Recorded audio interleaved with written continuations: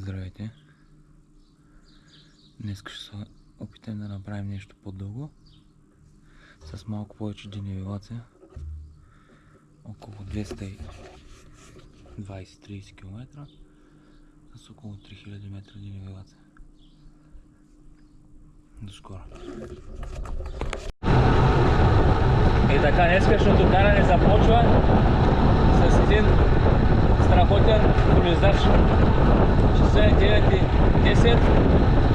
Да видим днес какви ще ги сътворим. Айде! Най-вече безаварийно да е днеска.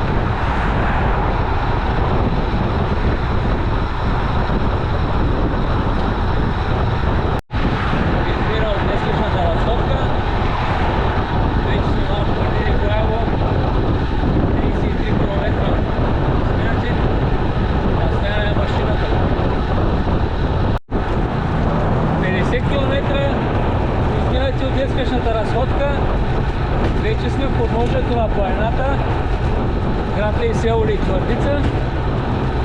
Да се надяваме, че краката ще останат още свежи. Още около 180 км. Айде да влизаме в планината, пак ще се чуем. 40 км до град Елена и още малко до Търново. Айде, нека голема бър започне сега.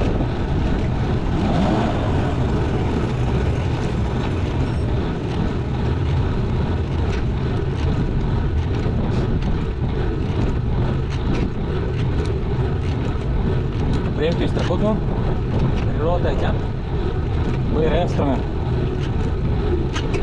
Не видим, че чаци си летен скърца в колините просто.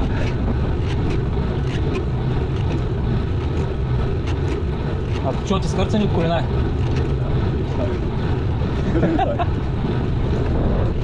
Практически проход.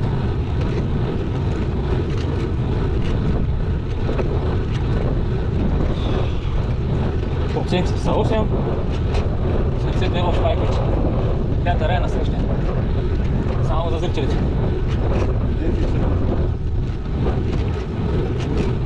Както казва Христо, прогнозата за днескашната тренировка е страхотно каране!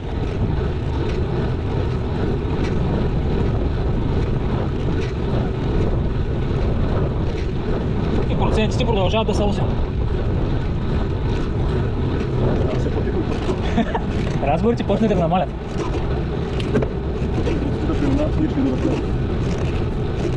Сигурен знак, че сериозен бър.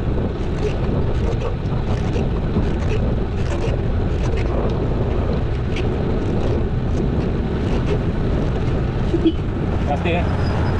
Ето дори Ферарито трудно изпреварва на тази тишина.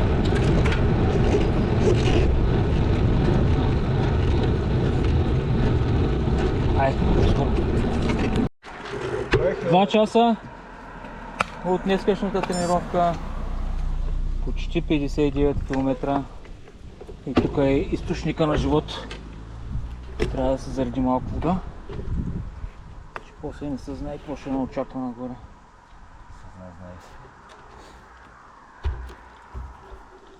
Христо, кажи после нещо за твоите фенове в YouTube.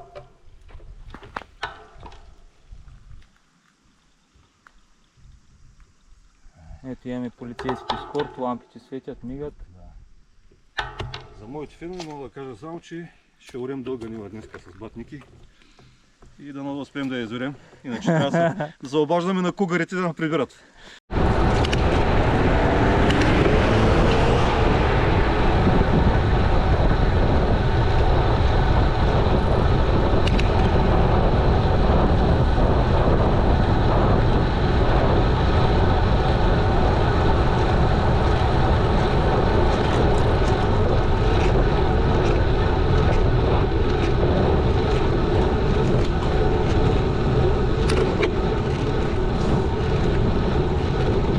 взет.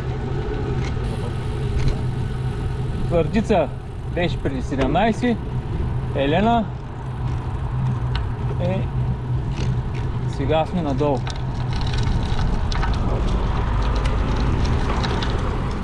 Там на сянката. Ще спрем на сянката, да вземем малко на ципин. Обаче няма да ви кажем какъв е, защото да не знаете. Да. Айде, спираме за наципин.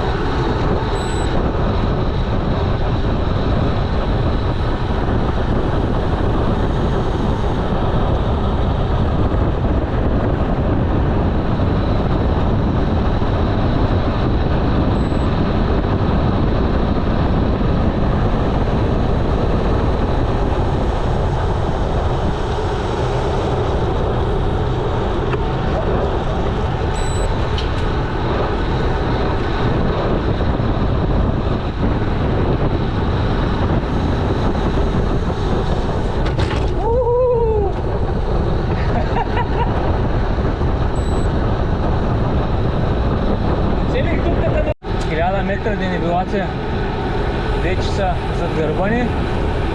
Остават още около 2000. Километрите са близо 80. Малко по-малко от 3 часа.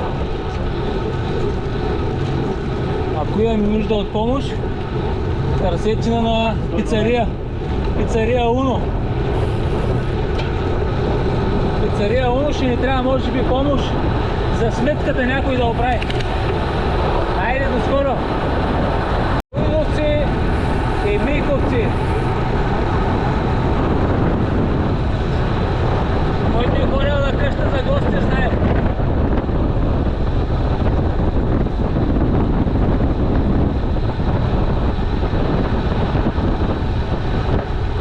Продължаваме с днескашната разходка. Разходка, сотка, само че нямаме лодка. Така, 3 часа от началото, вече сме в град Елена. Вече започнахме с вълнистата част. Днеска ще поканали и оставяме там леко да се подели.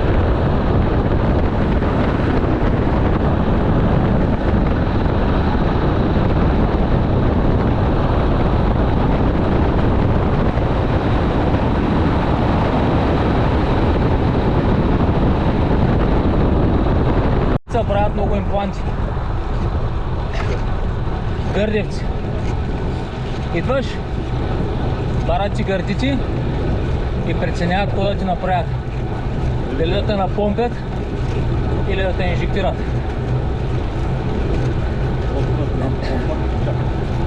Да, фелшер. Селският фелшер чака. Стопинг.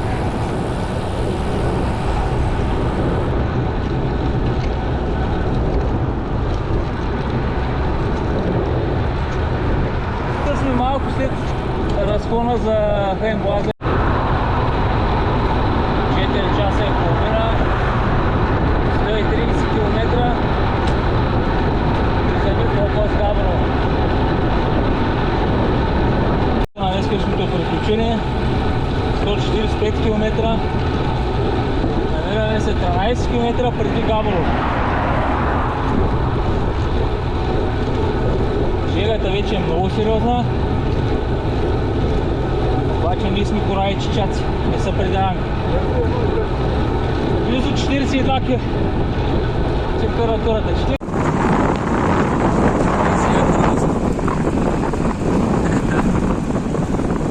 Само изкукуригали чичовци тук пробват.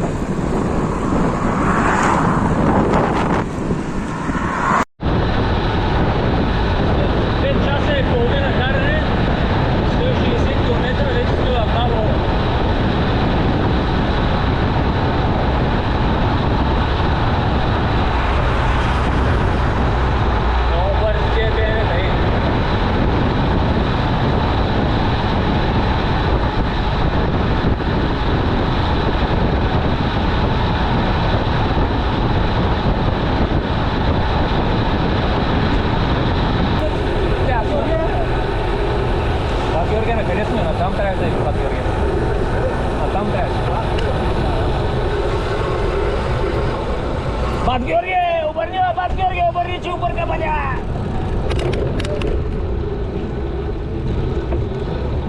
Пришли. Давай сега тук, дясно, давай, дясно. Дясно, давай, Георгий, дясно. Авте. Записваме ли? Записваме. Последно категоризирано изкачване. Кралския етап днеска. След 6 часа каране и 170 км влизаме в прохода с колето Шипка. Имаме вече атака от по-свежите състезатели в групата. И така. Трудна кола. Чичо не тела да види. След около 13 км сме горе. Живот и здраве. И пускаме по инерция. Ще видим, бе.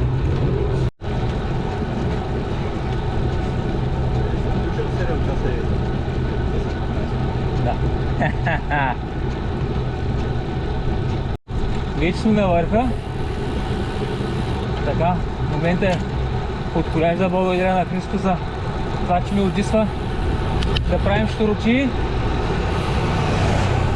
На нашите жени много по-зрече че натраят. И да вика, че докара да покажи. Ето тук горе се вижда столето, може би се вижда, може би не.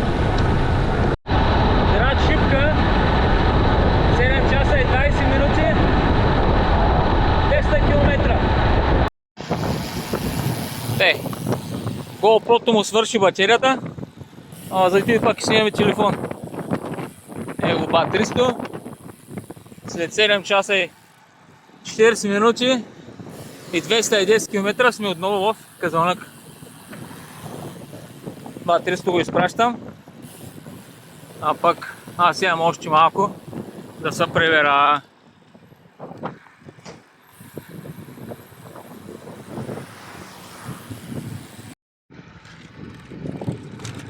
Така, днескашното каране е към своя край.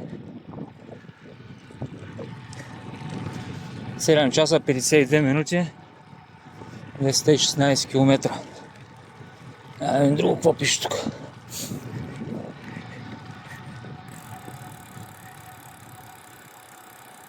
$5000 калории.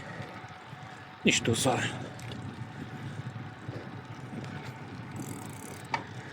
Ето, Розово Вилич. Свърши батерията на GoPro-то. Ще караме на телефона. Ай, създраве.